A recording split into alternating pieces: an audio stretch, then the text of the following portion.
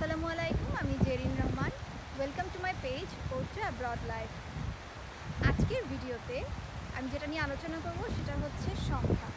Portuguese ভাষায় কিভাবে 1 থেকে 10 এই 10টি সংখ্যা বলা হয়। 1 2 dois 3 tres 4 quatro 5 cinco 6 seis 7 sete 8 oito 9 nove 10 10। আমি এখন আবার বলছি 1 থেকে 10 পর্তুগিজ ভাষায়।